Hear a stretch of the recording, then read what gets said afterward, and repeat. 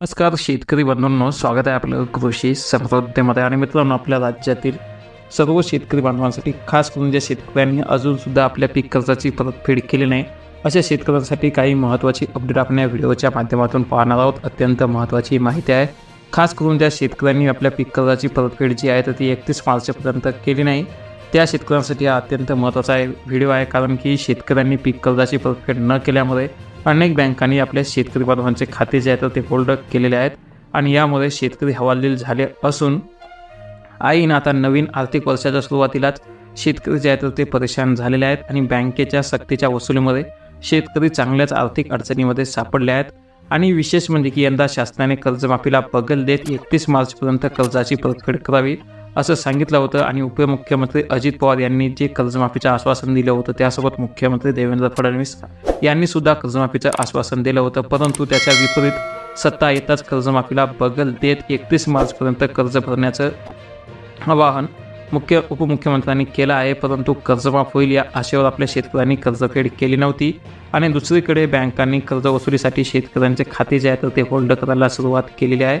आणि आता अशातच महत्त्वाची अपडेट आपल्या छत्रपती संभाजीनगरमधून येत आहे की परतीच्या आठवड्यामध्ये, शेवटच्या आठवड्यामध्ये जे काही नोव्हेंबरच्या पहिल्या आठवड्यामध्ये पावसाने धुमाकूळ घातला होता, यामध्ये खरीप हंगामाचं मोठं नुकसान झालेलं आहे. आणि यामुळे शेतकऱ्यांना अद्याप पिकांची नुकसान भरपाई पीक विमा मिळाला नसून उलट शेतकऱ्यांच्या खात्यामध्ये जे काही पैसे होते ते सुद्धा होल्ड केल्यामुळे आता शेतकऱ्याला काढता येत नाहीत आणि शेतकरी त्यामध्ये मोठ्या आर्थिक अडचणीमध्ये सापडला आहे. आणि शेतकऱ्याला कर्जमाफी न देता उलट त्याच्याच खात्यातील पैसे जे आहेत ते होल्ड करण्यात आलेले आहेत. आणि त्यामुळे शेतकऱ्यांनी जे प्रतिक्रिया दिली आहे त्या इथे स्पष्ट पाहू शकता की त्यांच्या खात्यातून थंबद्वारे पैसे निघत नाहीत. आणि बँक ऑफ महाराष्ट्रमध्ये गेले असता पीक कर्ज थकीत आहे आणि कर्जाचे व्याजभरा भरलेली रक्कम व्याज कपात करून बाकी रक्कम 2 दिवसात खात्यात जमा होईल असं सांगण्यात आलं आहे.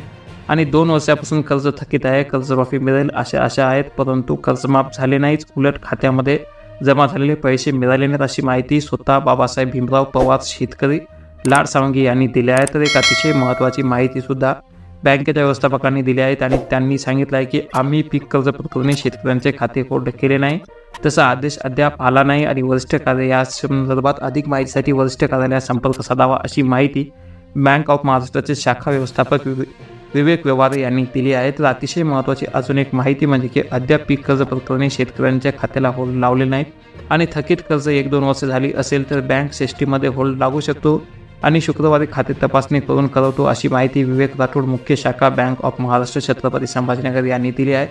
तर विशेष म्हणजे की शेतकऱ्यांनी जे आहे तर ते काही आपल्या महाराष्ट्र ग्रामीण बँकेकडून 2 वर्षापूर्वी 60,000 रुपयांचं पीक कर्ज घेतलं होतं. मात्र गेल्या 2 वर्षापासून पीक कर्ज थकलं आहेत. आणि अशातच मुलाच्या हाताचे हाड मोडल्याने शस्त्रक्रिया करण्यासाठी खात्यातील पैसे काढण्यासाठी गेले असता पैसे निघाले नाही आणि विचारपूस केली असता खाते होल्ड केले असल्याचं सांगितल्याने मुलाची शस्त्रक्रिया करता आली नाही अशी माहिती स्वतः लताबाई बापूराव नाईक शेतकरी लाड सावंगी यांनी दिली आहे. आणि त्यामध्ये ज्या शेतकऱ्यांनी आपल्या पीक कर्जाची परतफेड केली नाही अशा शेतकऱ्यांचे खाते जे आहेत ते बँकेने होल्ड केलेले आहेत. आणि त्यामुळे शेतकऱ्यांना अशा मोठमोठ्या आर्थिक अडचणींना सामना जो आहे तर तो करावा लागत आहे. आणि त्यामुळे आपल्या जास्तीत जास्त शेतकऱ्यांना ही माहिती नक्की शेअर करा की ज्या शेतकऱ्यांचे जर बँक खाते असतील, अजून बँकेने होल्ड केले असेल, त्या खात्यामध्ये जी काही रक्कम असेल तर ती काढून घ्या, नाहीतर आपल्याला ऐन टायमाला आपले खाते होल्ड करण्यात येऊ शकते आणि आपल्याला आर्थिक अडचणीचा सामना जो आहे तर तो करावा लागतो. आणि त्यामुळे आपल्या जास्तीत जास्त शेतकऱ्यांना नक्की ही माहिती शेअर करा. एक शेतकरी म्हणून नक्की प्रत्येक शेतकऱ्यांपर्यंत शेअर करा.